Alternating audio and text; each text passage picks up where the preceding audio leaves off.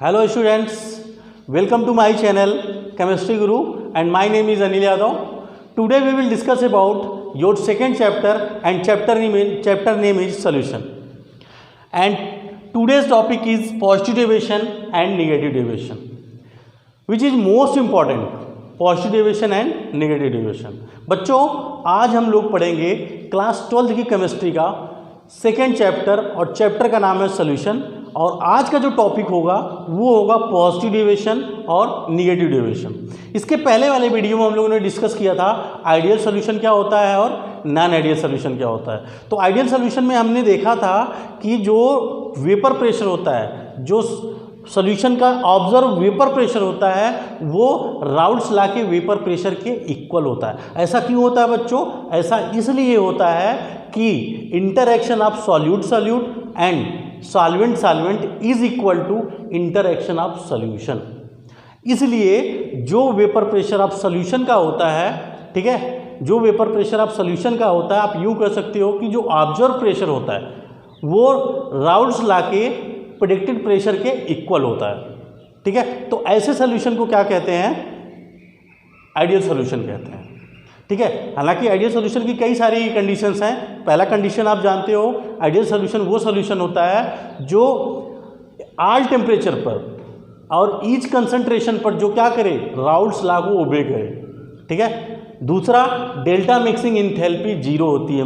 मतलब ये हुआ कि जब हम सॉल्यूट को सॉल्वेंट में मिलाते हैं ना तो कोई हीट रिलीज होती है और ना तो कोई हीट एब्जॉर्ब होती है, तो delta mixing enthalpy equal to zero होता है। तीसरा कंडीशन क्या होता है? डेल्टा मिक्सिंग वॉल्यूम जीरो होता है। और चौथा जो कि मैं पहले बता दिया आपको, interaction of solute solute and solvent solvent is equal to interaction of solute and solvent. इसीलिए जो होता है vapour pressure, observe vapour pressure Raoult's law के वेपर प्रेशर के इक्वल होता है। तो ऐसे सॉल्यूशन को क्या कहा जाता है? आइडियल सॉल्यूशन कहा जाता है। हमने सेकंड में देखा था नॉन आइडियल सॉल्यूशन क्या होता है। नॉन आइडियल सॉल्यूशन में होता है ये राउल्ट्स लॉ को ओबे नहीं करता, राउल्ट्स लॉ को ओबे नहीं करता, delta mixing enthalpy is not equal to zero. इसका मतलब ये हुआ जब हम सॉल्यूट को सॉल्वेंट में मिलाते हैं तो या तो हीट रिलीज होगी या तो हीट एब्जॉर्ब होगी।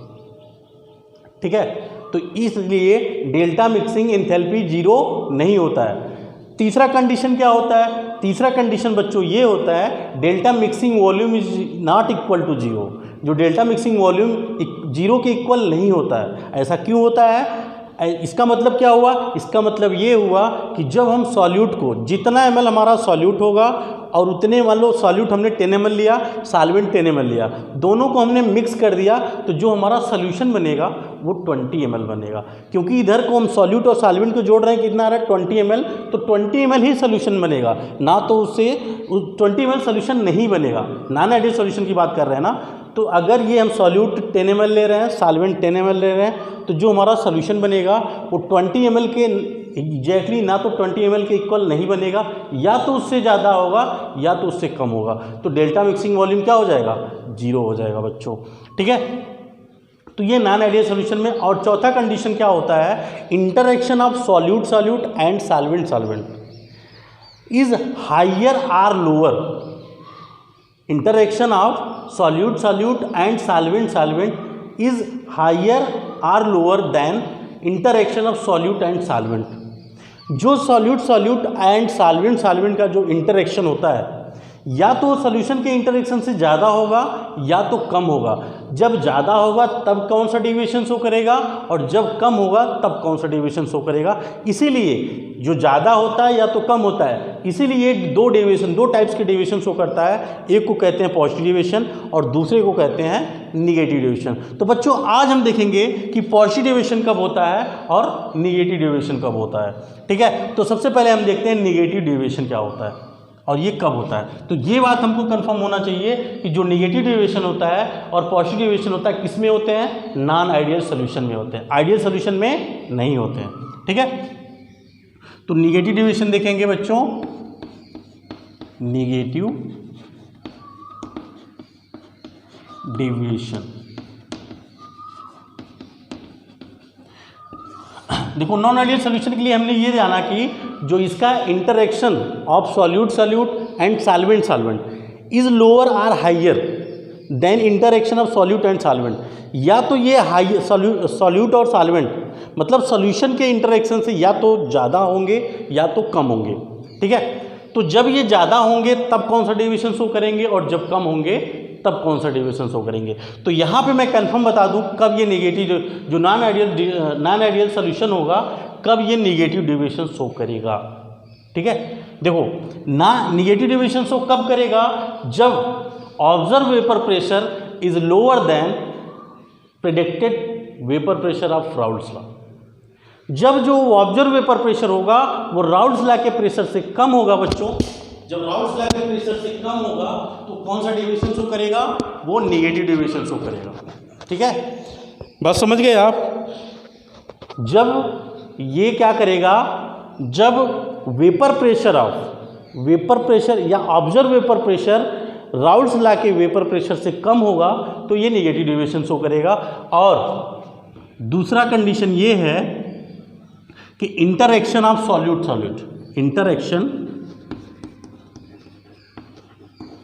इंटरेक्शन ऑफ, ठीक है। अब मान लो सॉल्यूट हमारा ए है और सॉल्वेंट बी है, तो सॉल्यूट ए है तो उसके पार्टिकल्स छोटे छोटे ए के बीच फोर्स ऑफ अट्रैक्शन होगा, बी के बीच फोर्स ऑफ अट्रैक्शन होगा, दोनों को मिलाएंगे जो सोल्यूशन बनेगा वो ए बी बनेगा, ए बी के बीच फोर्स ऑफ अट्रैक्शन होगा। तो जो हमारा सॉल्यूट है solute interaction of solute and interaction and solvent is lower than interaction of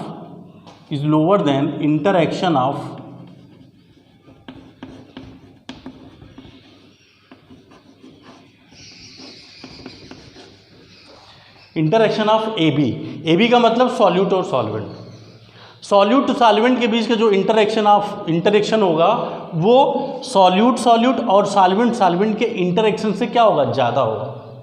अब अगर ज़्यादा होगा तो इसका वेपर प्रेशर कम कैसे हो गया, देखो जब इंटरेक्शन सॉल्यूट और सॉल्वेंट का ज़्यादा है, ये जो हमारा सॉल्यूट है यही वेपर बनाता है, इसी का मान लो वेपर बनता है या सॉल्यूट और सॉल्वेंट दोनों का वेपर बनता है, तो क्या होगा कि जब ये दोनों एक दूसरे से स्ट्रांगली क्या होंगे, अट्रैक्ट होंगे या एक दूसरे को क्या होंगे, बंधे होंगे, तो ये वेपर कम बनाएंगे, ये इनका जो वेपर होगा स्केप कम हो पाएगा। क्यों, क्योंकि जो सॉल्यूट और सॉल्वेंट एक दूसरे को कस के पकड़े रहते हैं तो इनका वेपर ज़्यादा नहीं बन पाता। तो आप इसके पहले पढ़ चुके हो, जिस सोल्यूशन का जितना ज़्यादा वेपर होगा उसका वेपर प्रेशर उतना ज़्यादा होगा। अब अगर इनके बीच का फोर्स ऑफ अट्रैक्शन या इंटरेक्शन स्ट्रांग है, अगर इंटरेक्शन स्ट्रांग है ए और बी का, तो इनका वेपर कम बनेगा, क्योंकि जितनी लूजली एक दूसरे से अटैच होंगे उतने आसानी से ये स्किप कर जाएंगे, ठीक है। तो ये फोर्स ऑफ अट्रैक्शन स्ट्रांग होने की वजह से इनका वेपर कम बनता है। तो अगर इनका वेपर कम बनेगा तो वेपर प्रेशर कम होगा। जो हमारा राउल्ट्स लॉ होता है उसके प्रेशर से इसका प्रेशर क्या होगा, कम होगा। कब, जब नेगेटिव डेविएशन होगा।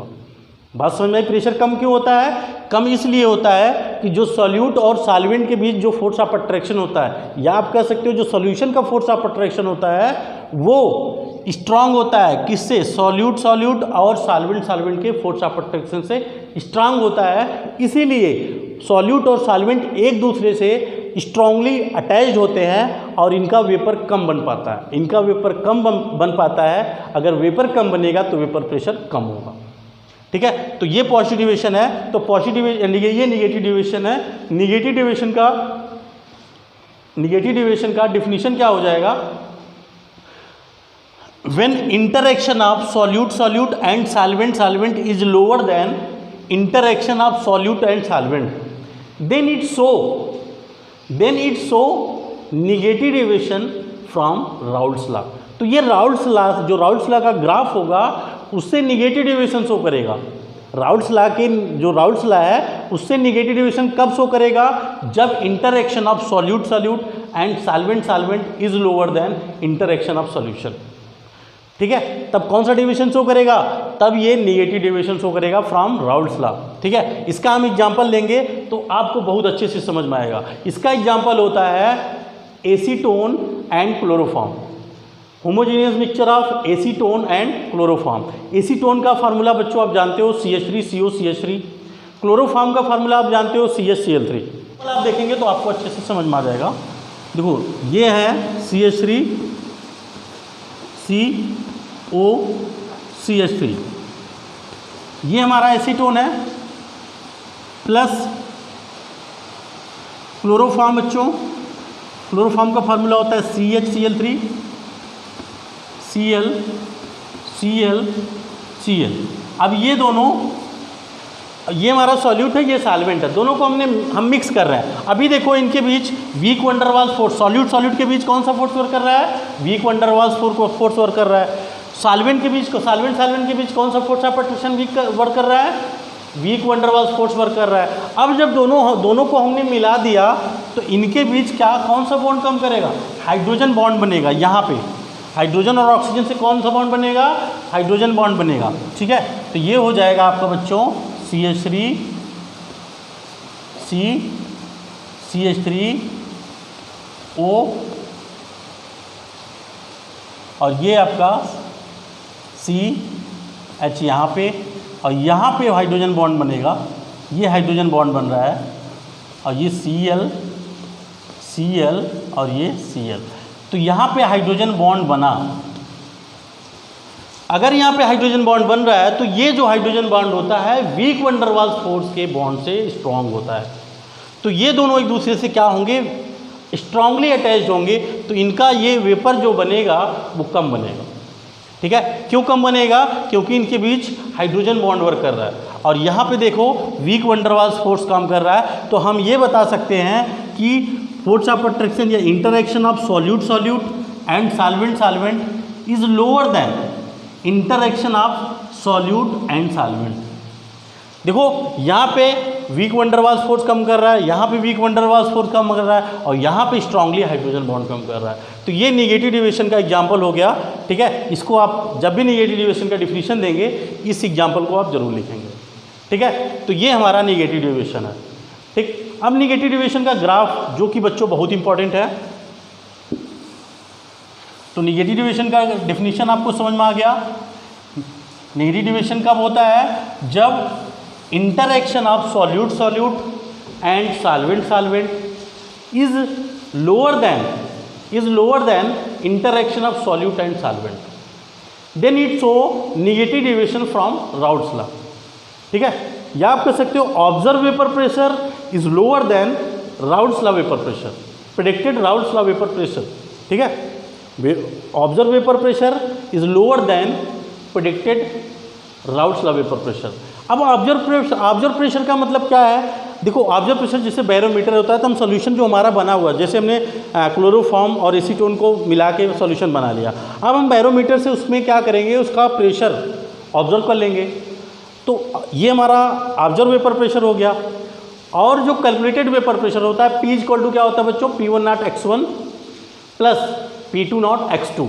तो ये हमारा राउट्स लॉ के जो प्रेशर से, ये कैलकुलेटेड प्रेशर है, जो कैलकुलेटेड प्रेशर से ये ऑब्जर्व प्रेशर क्या होगा? वो कम होगा, तो नेगेटिव डेविएशन शो करेगा।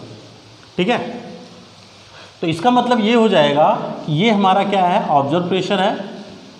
Observe pressure is less than P calculated pressure. Calculated pressure का मतलब जो राउट्स लॉ से हम जो कैलकुलेट करते हैं, कैलकुलेटेड प्रेशर, P कैलकुलेटेड। ठीक है, तो ऑब्जर्व प्रेशर क्या होगा? P कैलकुलेटेड प्रेशर से कम होगा। कैलकुलेटेड प्रेशर से क्या होगा? कम होगा। और ये कैलकुलेटेड प्रेशर क्या है? ये राउट्स लॉ का प्रेडिक्टेड प्रेशर है, राउट्स लॉ का प्रेडिक्टेड प्रेशर है, और ये ऑब्जर्व प्रेशर है। ठीक है, ये होता है नेगेटिव डेविएशन। और इसमें भी आप ये कह सकते हो कि P, जैसे आप जानते हो ना, P1 इज लेस देन क्या होगा? P1 नॉट x1, यही तो राउट्स लॉ होता है हमारा। और P2 is less than P2 not x2। ठीक है, ये कंडीशन होगी नेगेटिव डेविएशन में, है ना। अब इसका ग्राफ देख लेते हैं बच्चों, ग्राफ ऑफ नेगेटिव डेविएशन। तो सबसे पहले हम राउट्स लॉ का ग्राफ बनाएंगे। राउट्स लॉ का ग्राफ सबको आता है आप लोग को। तो यहाँ पे x1 1, x2 0, यहाँ पे x2 1, x1 0। ठीक है, अब देखो राउल्स लॉ क्या होता है हमारा, P equal to P1 not x1 plus P2 not x2, P2 not x2 होता है। अब देखो x1 अगर यहाँ पे देख रहे हैं x1 इक्वल टू 0, अगर x1 इक्वल टू 1 तो यहाँ पे हम x1 का मान 1 रखेंगे तो ये क्या हो जाएगा, P equal to P1 not plus P2 not into x2। x2 क्या हो जाएगा, x2 यहाँ पे 0 है, इसकी वैल्यू 0 रखेंगे तो ये पोर्शन P2 नॉट क्या हो जाएगा, 0 हो जाएगा, क्योंकि किसी भी नंबर में अगर 0 से मल्टीप्लाई करते हैं तो पोर्शन क्या हो जाएगा, 0। ये 0 हो जाएगा तो P इक्वल टू कितना आएगा, P1 नॉट। तो ये हमारा P1 नॉट यहाँ हो गया। ठीक है, अब देखो x1 क्या हो रहा है, धीरे धीरे कम हो रहा है, मतलब 0 हो जा रहा है, और x2 0 से क्या हो रहा है, 1 हो जा रहा है। तो x1 अगर 0 हो जा रहा है तो P1 यहाँ पे क्या हो जाएगा, 0 हो जाएगा। तो P1 नॉट हमको यहाँ ये मिलेगा इस पे। ठीक है, अब देखो जब x2 इक्वल टू 1 तो ये वैल्यू पुट करते हैं यहाँ पे, x2 का मान 1 रखेंगे तो क्या हो जाएगा, P2 नॉट, और x1 इक्वल टू 0 रखेंगे तो ये क्या हो जाएगा, 0। तो P इक्वल टू क्या हो जाएगा, P2 नॉट। ठीक है, ये अब आप कहोगे P1 नॉट ये कम क्यों आपने दिखाया है और P2 नॉट ऊपर क्यों दिखाया गया है। देखो ये डिपेंड करेगा कि जो हमारा सॉल्यूट और जो सॉल्वेंट, जो फर्स्ट और सेकंड कंपोनेंट है, इसमें कौन वोलेटाइल होगा, कौन मोर वोलेटाइल होगा। जो मोर वोलेटाइल होगा वो ज़्यादा वेपर बनाएगा, अगर ज़्यादा वेपर बनाएगा उसका वेपर प्रेशर क्या होगा, ज़्यादा होगा, है ना। तो ये डिपेंड करता है कि कौन सा कंपोनेंट मोर वोलेटाइल है। तो जो वोलेटाइल होगा उसका वेपर प्रेशर क्या होगा, ज़्यादा होगा। इसका मतलब इस ग्राफ को देख के हम बता सकते हैं P1 नॉट अगर मेरा यहाँ है, P2 नॉट यहाँ है, तो जो सेकंड कंपोनेंट है वो मोर वोलेटाइल है। ठीक है, इसमें कोई रॉकेट साइंस नहीं है बच्चों।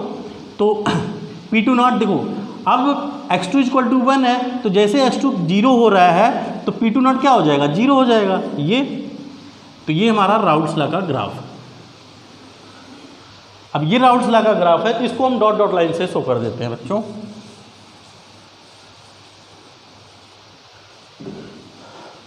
ये P1 नॉट, ये हमारा P2 नॉट, और ये रिजल्टेंट क्या होगा, P equal to P1 plus P2। ठीक है, ये हमारा राउल्स लॉ का ग्राफ है। अब हम निगेटिव डेविएशन की बात कर रहे हैं, तो ये हमारा क्या है, कैलकुलेटेड प्रेशर का ग्राफ है। तो जो हमारा देखो हमने यहाँ पे देखा था P observe pressure, P observe is less than P calculated. P calculated का मतलब क्या हो जाएगा, कैलकुलेटेड का मतलब ये राउल्स लॉ का ग्राफ है। तो ये जो लाइन है P कैलकुलेटेड की लाइन है, और P ऑब्जर्व इससे कम है, कैलकुलेटेड से कम है। तो ये बताओ ये जो ग्राफ P ऑब्जर्व का होगा, इसके ऊपर होगा कि नीचे होगा, जाहिर सी बात है अगर कम है तो नीचे होगा। तो ये लाइन कुछ ऐसे होगी, इसका ग्राफ जो है ऐसे, ये ऐसे डेविएशन शो करेगा ये। ठीक है, और ये ऐसे करेगा, ये इससे करेगा। मतलब ये दिखा रहा है कि देखो जो, और यहाँ पे हम दिखा दे रहे हैं P1 is less than P1 not x1, P2 is less than P2 not x2। तो ये लाइन जो दिखा रहा है ये P observe, P total observe is less than P calculated. तो ये देखो टोटल लाइन P की है, तो इससे ये क्या दिखा रहा है, लो दिखा रहा है। ये हमारा ऑब्जर्व प्रेशर है। ठीक है, ये हमारा क्या है, ये लाइन किसकी है, P1 नॉट x1 की, ये किसकी है, P1 नॉट x1 की, और ये किसकी है, सॉरी ये P2 नॉट x2 की है, और ये जो हमारा ग्राफ है ये P2 का ग्राफ है। तो P2 देखो क्या है, P2 नॉट x2 से कम है, तो P2 नॉट x2 से ये हम लाइन नीचे शो करेंगे। और ये लाइन P1 नॉट x1 की है, तो हम यहाँ पे देख रहे हैं P1 not x1 is less than, is greater then P1, तो P1 नॉट x1 की लाइन ऊपर होगी, तो मतलब ये जो है ऊपर है, ये ऊपर है, और इसकी जो P1 होगा ये नीचे होगा। ठीक है, ये हमारा ऑब्जर्व प्रेशर होगा, और जो डॉट लाइन है वो कैलकुलेटेड प्रेशर की लाइन है। ठीक है, तो यहाँ ये हमारा निगेटिव डेविएशन का ग्राफ है। तो जो निगेटिव डेविएशन का मतलब जो राउल्स लॉ का ग्राफ होगा उससे नीचे से हम ले जाएंगे, और पॉजिटिव डेविएशन का इसका जस्ट उल्टा हो जाएगा। तो पॉजिटिव डेविएशन देख लेते हैं बच्चों।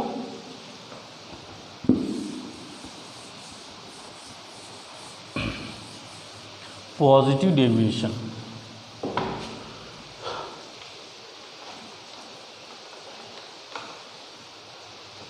Positive deviation.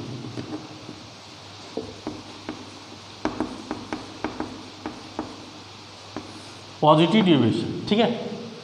अब देखो निगेटिव डेविएशन तो हमने देख लिया, पॉजिटिव डेविएशन क्या होता है हमने उसमें बताया था। नॉन आइडियल सॉल्यूशन में क्या कंडीशन हो सकती है, interaction of solute solute and solvent solvent is lower or higher than interaction of solute and solvent. तो हमने ये देखा निगेटिव डेविएशन में क्या होता है, interaction of solution is higher than interaction of solute solute and solvent solvent. तो ये पहली कंडीशन जब होगी तो कौन सा डेविएशन होगा, निगेटिव डेविएशन होगा। अब दूसरी कंडीशन क्या बची, इंटरएक्शन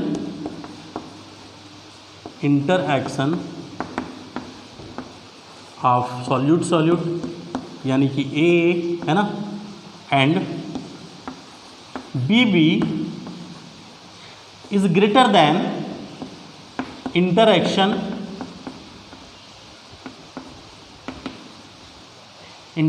ऑफ ए बी। मतलब पॉजिटिव डेविएशन कब शो करेगा, interaction of A and B is greater than interaction of A B.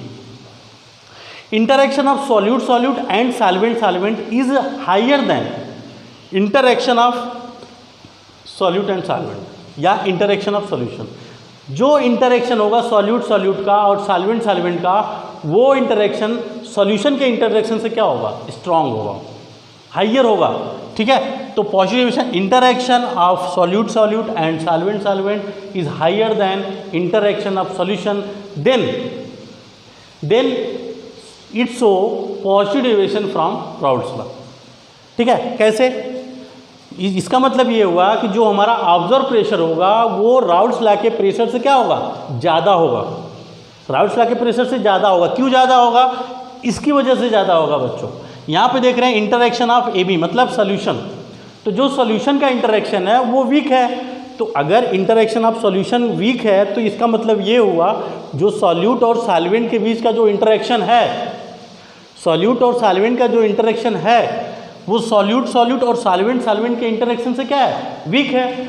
तो यहाँ पे वेपर ज़्यादा बनेंगे क्योंकि सॉल्यूट और सॉल्वेंट के बीच का फोर्स ऑफ रोटेशन क्या है, वीक है। जब हम इसको हीट करेंगे तो क्या होगा, बड़ी आसानी से ये वेपर बना लेगा।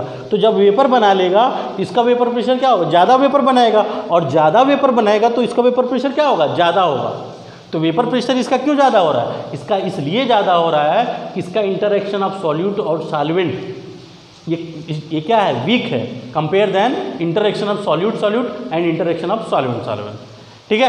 तो इसका वीक होने की वजह से इसमें क्या होगा, इसमें वेपर ज़्यादा बनेंगे, वेपर ज़्यादा बनेंगे तो वेपर प्रेशर इसका ज़्यादा होगा। तो observe vapour pressure is low higher than predicted vapour pressure of Raoult's law. Observe vapour pressure is higher than predicted vapour pressure of Raoult's law.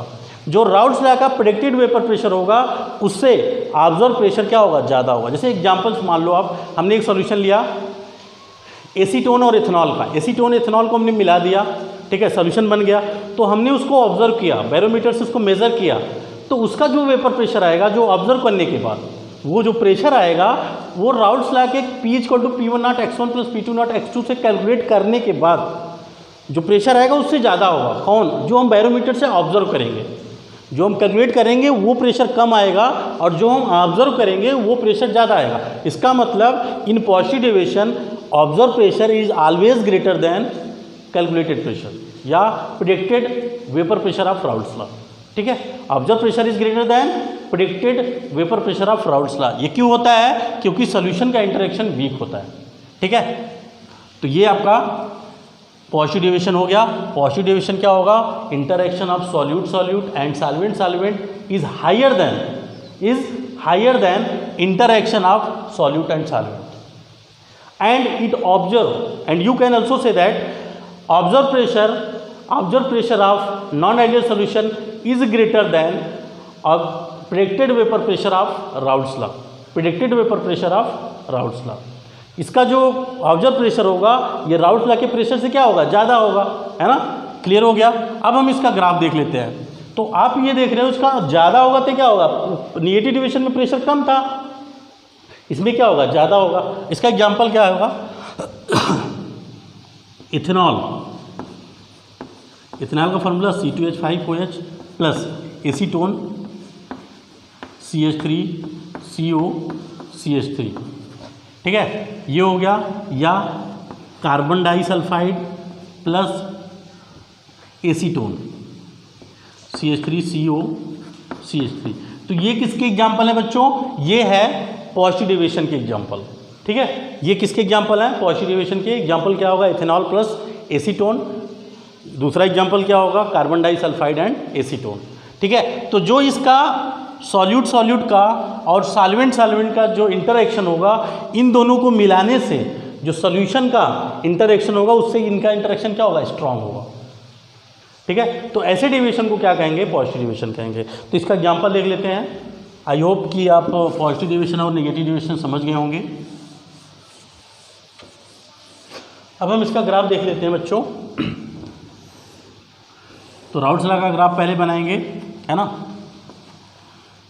x1 = 1, x2 = 0, x2 = 1, x1 = 0। और एक बात जानते हो आप, जो मोल फ्रैक्शन की property होती है x1 + x2, दो कंपोनेंट हैं, तो दोनों कंपोनेंट के मोल फ्रैक्शन का सम कितना होगा, 1 के बराबर होगा, 1 के इक्वल होगा, ना तो उससे कम होगा और ना तो उससे ज़्यादा होगा। तो आप यहाँ पे देख रहे हो x1 + x2, 1 + 0 करेंगे तो 1 आएगा। यहाँ पे आप देख रहे हो 1 + 0 करेंगे तो 1 आएगा। तो ये कंडीशन हमारा यहाँ पे सही है। अब देखो राउल्ट्स लॉ क्या आता है, P = P1 x1 + P2 x2, ठीक है। अब अगर हम यहाँ पे देखते हैं x1 = 1 रखेंगे और x2 = 0 रखेंगे, तो ये पोर्शन हमारा क्या हो जाएगा, 0 हो जाएगा। और ये x1 = 1 रखेंगे तो ये P = कितना आ जाएगा, P1 आ जाएगा बच्चों। ये हो गया हमारा P1। और यहाँ पे देखो जब x1 = 0 होगा, तो x1 = अगर 0 रखेंगे तो P1 क्या हो जाएगा, 0 होगा। इसका मतलब यहाँ पे x1 = अगर 0 होगा तो P1 कहाँ आ जाएगा, 0 पे आ जाएगा, ठीक है। अब इसको देखते हैं, x2 = 1 है तो इसकी वैल्यू x2 = 1 रखते हैं यहाँ पे, और x1 0 है तो यहाँ पे रखते हैं। तो ये पोर्शन क्या हुआ, 0 हो गया। और x2 = 1, x2 = 1 तो ये पोर्शन P2 हो गया। तो P = कितना हो जाएगा, P2। ये ज़्यादा क्यों होगा, ये मैंने बता दिया आपको, ठीक है। और देखो जब x2 = 0 है, x2 = 0 रखेंगे तो ये P2 कहाँ है, x2 = 0 तो P2 क्या हो जाएगा, 0 हो जाएगा। तो हम इसको यहाँ दिखा देंगे, तो इसको डॉट लाइन से दिखाते हैं बच्चों।